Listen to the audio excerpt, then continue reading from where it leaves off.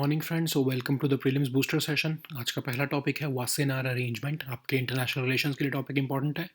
तो external affairs ministry के spokesperson ने रिसेंटली बताया कि इंडिया जो है वासेनार अरेंजमेंट की चेयरपर्सनशिप जो है वो अज्यूम करने वाला है 1 जनवरी से। तो ये वासेनार अरेंजमेंट है क्या, ये देख लेते हैं। तो ये रीजनल सिक्योरिटी, इंटरनेशनल सिक्योरिटी और स्टेबिलिटी को बढ़ाने के लिए इसको बनाया गया था, ताकि कोई भी कंट्री जो मेंबर स्टेट है इसकी, वो कोई भी ऐसे कन्वेंशनल आर्म्स का या डुअल यूज़ गुड्स या टेक्नोलॉजीज़ का जो है मिस यूज़ ना करें या ट्रांसफ़र ना करें, है ना। ताकि जैसे एग्जांपल लेते हैं, वैसे तो नॉर्थ कोरिया ऑफ कोर्स इसका मेंबर नहीं है, बट कहीं नॉर्थ कोरिया ने अगर कोई ऐसी जो है न्यूक्लियर टेक्नोलॉजी बना ली है और वो पाकिस्तान को ना दे दे, ऐसा आप कोई भी कंट्री का सोच सकते हो। इसका मेंबर जो है ना, टोटल 42 मेंबर कंट्रीज़ हैं। तो आपस में ये मेंबर कंट्रीज़ कहती हैं हम कोई भी ऐसी टेक्नोलॉजी जिसका वेपनाइज भी किया जा सकता है, जिसको जैसे आप बायोलॉजिकल वेपन भी कह सकते हो जिसको, तो वो आपस में किसी में जो है वेपनाइज करके उसको जो है किसी और कंट्री के साथ शेयर ना किया जाए, dual use goods and technologies को। उसके लिए इस अरेंजमेंट को बनाया गया है 1996 में। वासेनार एक सबब सिटी है द हेग, नीदरलैंड्स में। वहाँ पर क्योंकि ये एग्रीमेंट 95 में साइन हुआ था, तो उसी के नाम पर ही इसको अरेंजमेंट को नाम रखा गया है। इंडिया ने इसको 2017 में ज्वाइन किया है एज मेंबर, और 42nd पार्टिसिपेटिंग स्टेट, जो लेटेस्ट स्टेट इंडिया ही बनी है। अब इसमें क्या है, रीजनल और इंटरनेशनल सिक्योरिटी एंड स्टेबिलिटी को कंट्रीब्यूट करता है, ट्रांसपेरेंसी को कंट्रीब्यूट करता है, एक्सपोर्ट कंट्रोल रिजीम लेके आता है कि कोई भी वेपन ऑफ मास डिस्ट्रक्शन जो है वो दूसरी कंट्री को ट्रांसफ़र ना हो। किसी कंट्री के स्पेसिफिक की तो नहीं है ये अगेंस्ट, लेकिन ये ग्रुप ऑफ स्टेट्स के अगेंस्ट है। मतलब ऐसी स्टेट्स जो कि हो सकता है कि आप ऐसे किसी टेक्नोलॉजी को वेपनाइज कर ले, तो उसको रोकने के लिए इसको बनाया गया है। और टेररिज्म को भी रोकना चाहते हैं ऑफ कोर्स, ठीक है। क्योंकि टेररिज्म में भी क्या होगा कि आपने तो जो है कुछ वायरस पे रिसर्च किया, बट कोई उसका जो है बायोलॉजिकल वेपन बनाकर जो है टेररिस्ट उसका यूज़ कर सकते हैं। तो उसके लिए ही जो है अरेंजमेंट ये काम में आता है। नेक्स्ट हमारा टॉपिक है डिजी यात्रा। गवर्नेंस के लिए टॉपिक इंपॉर्टेंट है। यूनियन सिविल एविएशन मिनिस्टर जो है उन्होंने रिसेंटली डिजी यात्रा जो है इनिशिएटिव लॉन्च किया है दिल्ली एयरपोर्ट से, और इसको 3 एयरपोर्ट्स में लॉन्च जो है वो चलाया जाएगा, न्यू दिल्ली, वाराणसी और बेंगलुरु। तो बेसिकली इसमें क्या होगा कि आपको जब आप जैसे बोर्डिंग पास लेते हो तो आपको अपनी आइडेंटिटी दिखानी होती है। तो बेसिकली आपको अब जो है अपनी आइडेंटिटी जो है वो आप अपने फेस से दिखा सकोगे। तो फेशियल रिकॉग्निशन टेक्नोलॉजी का यूज़ किया जाएगा। बस आप आपके आधार बेस्ड वैलिडेशन होगी, और आप अपनी इमेज अपने फ़ोन पर ही कैप्चर कर सकोगे स्मार्टफोन का यूज़ करते हुए। तो आपको जो है एंट्री जो होगी एयरपोर्ट पे, आपके जो है बोर्डिंग होगी, वो आपके सिर्फ फेस टेक्नोलॉजी, फेस को रिकॉग्नाइज करके की जाएगी। कोई अब इसके प्राइवेसी इश्यूज़ भी आप सोच सकते हो कि इसके कि क्या गवर्नमेंट हमारा डेटा स्टोर करेगी, कि हमारा फेस स्टोर करेगी। No, of course not. कोई सेंट्रल स्टोरेज नहीं है, बस आपके फ़ोन में जो आपने स्टोरेज की है अपने फ़ोन, अपने फेस की, उसके बेसिस पर आपका आधार आईडी, आपका आधार के साथ जब वो लिंक हो जाएगा, तो गवर्नमेंट जो है उसका ब्लॉकचेन टेक्नोलॉजी का यूज़ करके उसको जो है अलग अलग जगह पर जो है वो सेव कर लेगी, तक क्या कि जो है आपका उसका मिस यूज़ ना हो, कोई सेंट्रलाइज डेटाबेस नहीं होएगा। तो अब ये ऑफ कोर्स वॉलंटरी है, कोई आपको मजबूर नहीं करेगा कि आपको इसी के थ्रू ही जो है एयरपोर्ट पे एंट्री मिलेगी, बट आपको अगर अपना टाइम बचाना है तो आप इस फीचर का यूज़ कर सकते हो।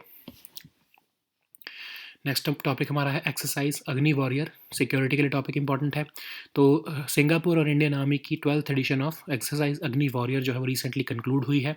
इसमें joint fire power planning, execution और न्यू जनरेशन इक्विपमेंट का यूज़ किया गया है दोनों आर्मीज़ द्वारा। आपस में म्यूचुअल अंडरस्टैंडिंग को कैसे बढ़ाया जा सकता है, उसके लिए एक्सरसाइज की जाती है। नेक्स्ट हमारा टॉपिक है ज़ॉम्बी वायरस।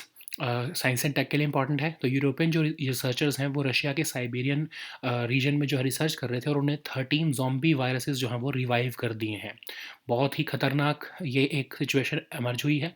परमाफ्रॉस्ट आपको पता है ना, कि ज़मीन का वो एरिया जो जिस पे जो ऊपर ऊपर की जो परत है जमी हुई है, उस पर ऑफकोर्स वेजिटेशन भी हो सकती है, मिट्टी भी जम सकती है, लेकिन वो जमा, उसका जो मतलब जो बेस है वो जमा हुआ है, ठीक है। परमाफ्रॉस्ट है, वो परमानेंटली फ्रोजन है।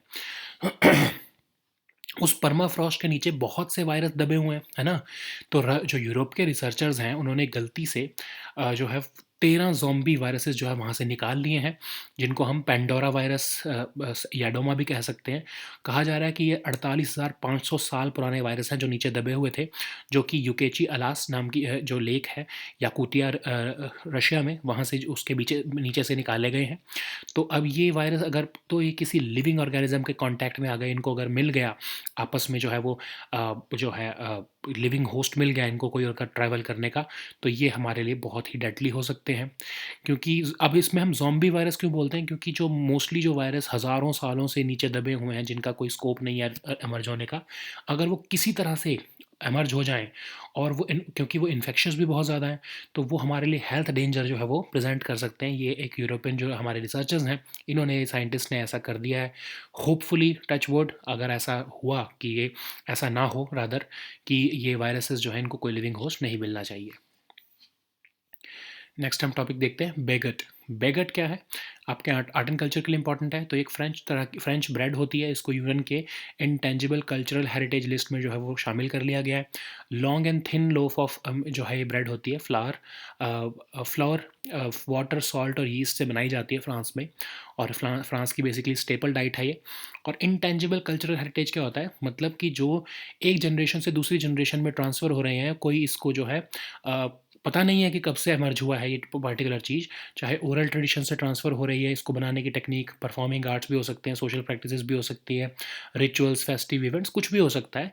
और ये इंटेंजिबल है, इसको आप कोई फील नहीं कर सकते, बस ये एक एक्सपीरियंस है जो ट्रांसफ़र होता जा रहा है एक जनरेशन से दूसरे जनरेशन में। अब इसका क्राइटेरिया क्या होता है सिलेक्शन का? ऑफ कोर्स कम्युनिटीज़ और ग्रुप्स जो हैं वो इसको रिकॉग्नाइज़ करते होने चाहिए। ये नहीं कि सिर्फ आपकी फैमिली में चल रही है कोई चीज़ तो आप उसको जो है इंटेंजिबल कल्चरल हेरिटेज मान लिया जाएगा। फिर जनरेशन से जनरेशन में ट्रांसफ़र हो और इसको कम्युनिटीज़ जो हैं वो रिक्रिएट करते रहें बार-बार। और ये एक सेंस ऑफ इनकी आइडेंटिटी हो, कॉन्टिन्यूटी हो, ऐसा नहीं कि हर एक हैफ़ज़र्ड सी चीज़ ना हो। मतलब कि आप अलग तरह से ब्रेड बनाते हो, कोई और अलग तरह से ब्रेड बनाता है, मतलब एक पर्टिकुलर आइडेंटिटी इसकी होनी चाहिए और कॉन्टिन्यूअसली ये कुछ जनरेशन से चलती होनी चाहिए। जैसे इंडिया का अगर हम देखें तो इंडिया ने इस बार गरबा को जो है वो नॉमिनेट किया है, जो कि गुजरात में जो है वो ओरिजिनेट हुआ है ट्रेडिशनल डांस। और पुराने अगर इंडिया के जो हमने नॉमिनेशंस भेजे हैं तो वो ऑफ कोर्स यहाँ पर मेंशन किए गए हैं। जैसे लास्ट ईयर कोलकाता का दुर्गा पूजा जो है वो भेजा गया था, ऑफ कोर्स सिलेक्ट भी हो गया था। कुंभ मेला 2017 में भेजा गया था, सिलेक्ट हो गया था। ऐसे ही और भी यहाँ पर मेंशन है जिसको आप देख सकते हो। नेक्स्ट हमारा टॉपिक है national anti doping agency. Social issues के लिए टॉपिक इंपॉर्टेंट है। नेशनल एंटी डोपिंग एजेंसी जो है वो इंक्लूजन कॉन्क्लेव जो है वो करने वाली है, जिसमें कि एंटी डोपिंग एजुकेशन और प्रोसेसेस जो है वो एथलीट्स विद डिसेबिलिटीज़ को समझाए जाएंगे। तो बेसिकली इंडिया की ये इंडिपेंडेंट एंटी डोपिंग ऑर्गेनाइजेशन है, नेशनल एंटी डोपिंग एजेंसी, और ये डोप फ्री स्पोर्ट्स को जो है वो प्रमोट करना चाहती है। सोसाइटीज़ रजिस्ट्रेशन एक्ट के अंदर ये रजिस्टर्ड है। अब इसमें इसके फंक्शंस ये हैं कि ये एंटी डोपिंग कोड को इम्प्लीमेंट करती है, डोप टेस्टिंग प्रोग्राम को के लिए जो है कोऑर्डिनेट करती है सारे पार्टिसिपेटिंग स्टेक होल्डर के साथ, एंटी डोपिंग रिसर्च को प्रमोट करती है, और बेस्ट प्रैक्टिसेस जो है वो उसको अडॉप्ट करने के लिए जो है अगर ग्लोबल बेस्ट प्रैक्टिसेस को जो है अडॉप्ट करने की कोशिश करती है। अब जो है सारे जो हैं आप जो है एथलीट्स को आप जो है एक तरह से तो नहीं गिन सकते, क्योंकि कई बार क्या होता है कि कई एथलीट जो हैं वो किसी न किसी इलनेस या कंडीशन से जूझ रहे होते हैं, तो उनको मेडिकेशन लेना ज़रूरी हो जाता है। तो अगर अब उन ऐसा नहीं है कि कोई भी उनकी बॉडी में मेडिकेशन मिल गई तो उनको जो है वो डोपिंग के उसमें केस में डाल दिया जाएगा। नो, अगर जो है ये लिस्ट थेरापेटिक यूज़ एग्जेम्पशन की लिस्ट निकाली जाती है नेशनल एंटी डोपिंग एजेंसी द्वारा, rather world anti doping agency द्वारा, और उस लिस्ट में अगर आपकी जो है इलनेस और आपकी मेडिकेशन परमिटेड है, तो आप ऑफ कोर्स उसको लेकर भी जो है वो आप अपने स्पोर्ट्स में पार्टिसिपेट कर सकते हो। अब अगर हम वर्ल्ड एंटी डोपिंग एजेंसी देखें तो ऑफ कोर्स ये इंटरनेशनल ओलंपिक कमेटी ने इसको बनाया था। UNESCO international convention against doping in sport के प्रोविजंस को ये एनफोर्स करती है। मॉन्ट्रियल कनाडा में इसका हेडक्वार्टर है और ये 1999 में बनाई गई थी। नेक्स्ट हम टॉपिक देखते हैं पर्सनालिटी राइट्स। ये भी आपके सोशल इश्यूज़ के लिए इंपॉर्टेंट है। दिल्ली हाई कोर्ट ने एक इंटरिम ऑर्डर पास करके बॉलीवुड एक्टर अमिताभ बच्चन के नेम, इमेज और वॉइस को जो है वो का अनलॉफुल यूज़ करने पर रोक लगा दिया। तो बेसिकली पर्सनालिटी राइट्स उनको इंश्योर कर दिए हैं। तो पर्सनालिटी राइट्स क्या होते हैं? एक पर्सन अपनी जो है आइडेंटिटी को, अपनी पर्सनालिटी को प्रोटेक्ट करने के लिए वो जो है अंडर राइट टू प्रिवेसी जो है वो इनिशिएटिव ले सकता है। खासकर जो रीनोन्ड पर्सनालिटीज़ या सेलिब्रिटीज़ होते हैं वो ऐसा करते हैं अपने नाम को, अपनी आइडेंटिटी को, चाहे अपनी आवाज़ हो, चाहे अपनी इमेज हो, चाहे अपना नाम हो, उसको प्रोटेक्ट करने के लिए कि उसका कोई मिसयूज़ ना कर सके, उसके लिए ये करते हैं। ठीक है। अब जो है राइट टू प्रिवेसी के अंदर आप ये प्रोविज़न होता है कि आप अपने नाम को या अपनी किसी पहचान को आप जो है वो प्रोटेक्ट करके रख सकते हो बिना आपकी परमिशन के कोई उसका मिसयूज़ ना करे। तो जनरली होता क्या है, tort of passing of. Tort of passing of मतलब जैसे एग्जांपल लेते हैं कि मेरा कोई प्रोडक्ट है समझ लो मिल्क बेचता हूँ मैं, ठीक है? मैं एक कंपनी हूँ, मैं मिल्क बेचता हूँ और मैं क्या बोलूँगा कि देखिए मैं ये जो मिल्क बेच रहा हूँ एक्चुअली जो है ये जो है अमिताभ बच्चन जी जो है उनके डेयरी फार्म से निकाला गया है और ये जो मिल्क है इसलिए इसका प्राइस नॉर्मल मिल्क जो है 50 रुपीज़ का होता है, लेकिन मैं ये 150 का बेचूँगा क्योंकि ये अमिताभ बच्चन जी की स्पेशल डेयरी से जो है वो निकाला गया है। तो बेसिकली मैं अपने प्रोडक्ट को बेचने के लिए मिसयूज़ कर रहा हूँ उनका नेम को, है ना? तो उसको जो कहते हैं टॉट ऑफ पासिंग ऑफ, मतलब उसका आप मैं मिसयूज़ करके इंटेंशनली, चाहे अनइंटेंशनली भी हो सकता है कई कुछ केसेस में, बट मोस्टली इंटेंशनली होता है। अगर मैं इंटेंशनली या अनइंटेंशनली अपने गुड्स को ऐसे दिखाऊं कि ये किसी और पार्टी को बिलोंग करते हैं और जो है या मैं उनको उनके किसी प्रोडक्ट को मैं उनके शूज़ को बेचने की कोशिश कर सकता हूँ, ठीक है? एक्चुअली में चाहे वो ना हो उनके शूज़, बट मैं ये बोलकर बेच सकता हूँ कि एक्चुअली ये अमिताभ बच्चन जी के शूज़ हैं, तो आप इसको जो है वो इसके प्रीमियम प्राइसेस आप पे करो अगर आपको खरीदना है तो, ठीक है? तो बेसिकली मैं मिस रिप्रेजेंट कर रहा हूँ उनके उनके जो है पर्सन जो उनके उनके जो है मिस नाम को मिस यूज़ करके बेच रहा हूँ।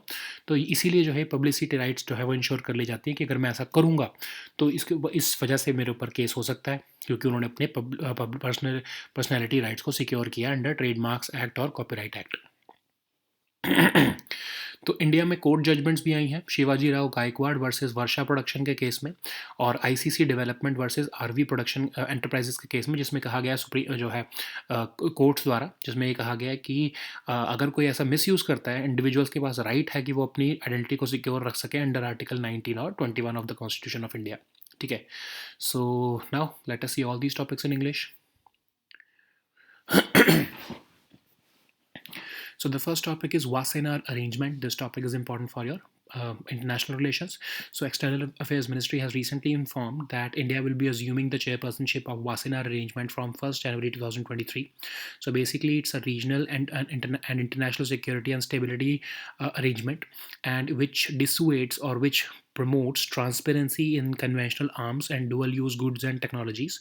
So basically, like I was giving an example earlier, that if let's suppose Iran not just Iran, rather, if Pakistan tries to, assuming that both Pakistan and Iran are members, of course they're not, but if Pakistan and Iran were members of Wassenaar arrangement, and if Pakistan was trying to, let's suppose, sell a nuclear technology, which in the name of civil nuclear applications, but they were but it was dual use technology, which Iran could have used it to make its nuclear weapon, then of course Wassenaar arrangement could have dissuaded it, and it could not have allowed Pakistan to transfer that particular technology to Iran. Okay, so basically 42 member states, they collaborate with each other, they cooperate with each other to ensure that none of the member states, they transfer each other any such technology which is dual use technology, which can be misused and from which a weapon can be made. Okay, so this arrangement was signed in 1995 at Wassenaar, which is a suburb from the suburb of The Hague, and that's why its name has been made at in the name of Wassenaar city. Okay, so India joined the Wassenaar arrangement in 2017 as the 42nd member, that is the recent member of Wassenaar arrangement. So this arrangement is basically contributing to regional and international security. It is bringing transparency so that conventional arms and dual-use goods and technologies cannot be transferred. It is not actually directed against any state or any group of states, but it is basically using export controls as means to combat terrorism. So the next topic is Digi Yatra. This topic is also important for your governance section. So Union Civil Aviation Minister has recently launched Digi Yatra initiative from Delhi Airport, and this will now be available at Delhi Airport, Varanasi Airport, and Bengaluru Airport. And basically, the aim is to achieve contactless and seamless processing of passengers at airports using the facial recognition technology. So how it would be functioning? Aadhaar-based validation would be there, and you can capture your self image in your phone, and you can associate it with your Aadhaar card, so that whenever you enter these airports, you do not have to uh, stand in a queue, or you do not have to wait to get the boarding pass after proving your identity.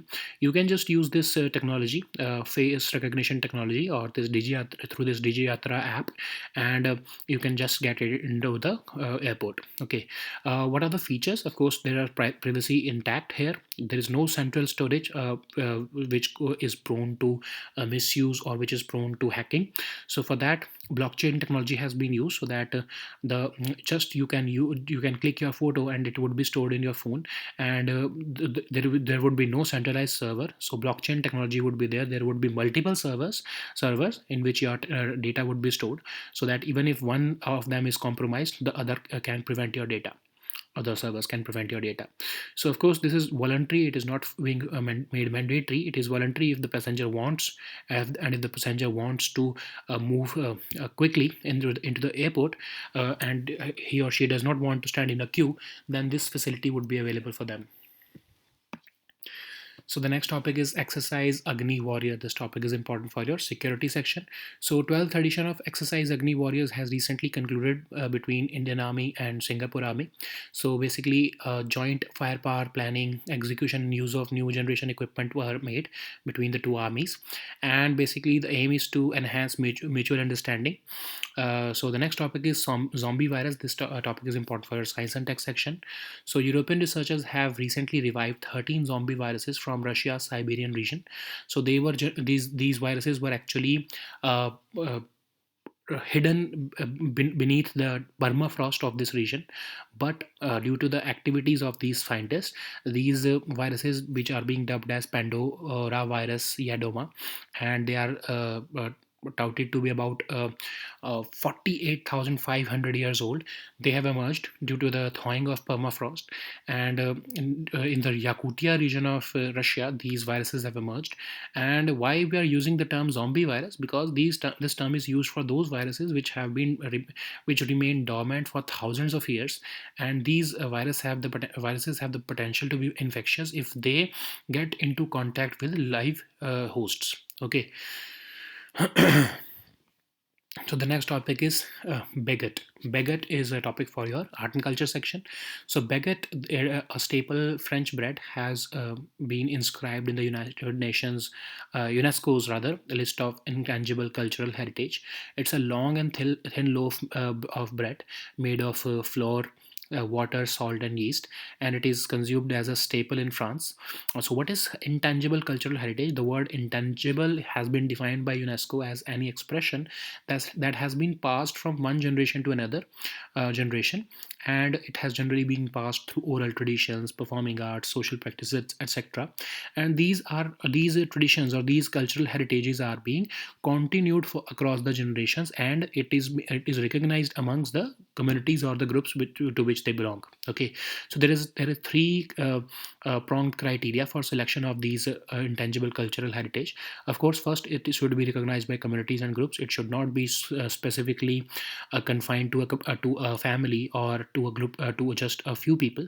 It should be recognized by communities and groups. It must be transmitted from generation to generation, and it should be given a sense of identity and continuity. So basically, for example, if we consider this example of bread, it should be consistent with the entire group. It should not be that I am making it in some other manner, and the other people are making it in another manner, and they are calling it something with some other name. Basically, there should be a common identity, and it should be continuously being recreated in a particular generation to generation. Of course, from India's side, Garba was nominated from the state of Gujarat. If we look at the last year, Kolkata's Durga Puja was nominated. Similarly, in 2017, Kumbh Mela attained this tag. Navroz, yoga, etc. Basically, there are certain intangible cultural heritages which have been mentioned here, and they have attained the status now. So the next topic is National Anti-Doping Agency. This topic is important for your social issues. So National Anti-Doping Agency will be hosting the Inclusion Conclave to sharpen the focus on anti-doping education and processes for at least those athletes who are having disabilities. So this National Anti-Doping Agency acts as an independent anti-doping organization in India to make Indian sports dope-free. It has been registered as a society under the Societies Registration Act of 1860. It implements the anti-doping code. It coordinates with dope testing programs through all participating stakeholders. It promotes anti-doping research in the country, and it also aims to adopt best practices globally from the global standards, especially from World Anti-Doping Agency. But there are also therapeutic use exemptions. So what are therapeutic use exemptions? So generally what we assume is that if you have consumed any medication or drug, then you are disqualified from sports, because you have to be punished under the doping code. But there are therapeutic use exemptions. So suppose there may be some athletes who may be suffering from certain illnesses or conditions which require them to take medicines. So a world anti-doping agency takes out a list, a prohibited list, in which they have to they mention that these particular drugs and medications are allowed to be used by the athletes if they are suffering from certain diseases. Then of course these particular use therapeutic use exemptions are allowed to them. If we look at the World Anti-Doping Agency, it is a foundation initiated by International Olympic Committee, and it enforces the UNESCO International Convention Against Doping in Sports. Its headquarters is located in Montreal, that is in Canada, and it was established in 1999. So the next topic is personality rights. This topic is important for your social issues. So Delhi High Court has passed an interim order, and it has prevented the unlawful use of Bollywood star Amitabh Bachchan's name, image, and voice. So basically, Amitabh Bachchan ji has secured and protected his personality rather. So generally, what happens is that renowned personalities and celebrities, they protect their identity, their name, their image, their voice, and whatnot. So under the right to privacy, this is allowed, and this they have the first, of course, the right of publicity, so they can keep their image, and they can protect their identity, and using, of course, like a trademark. They have the right to privacy also. As to ensure that nobody passes off their name or their identity intentionally or unintentionally to another party. So what could happen, like I was giving an example, if I'm a shoe seller, I can sell a shoe in the name of Amitabh Bachchan ji, saying that this shoe actually belongs to Amitabh Bachchan, and now I want this particular shoe to be sold at a higher rate. So to protect such misuse of his name, he has secured his identity, and he has secured his personality rights now. So these publicity rights are basically governed by statutes like Trademarks Act and Copyrights Act in India. Even there are certain court judgments like Shivaji Rao Gaikwad versus Varsha Production and ICC Development Limited versus RV Enterprises case, in which the court observed that these publicity rights are secured by Article 19 and 21 of the Indian Constitution. So these were our topics for today. We'll meet next time on Monday now. Until then, goodbye and take care.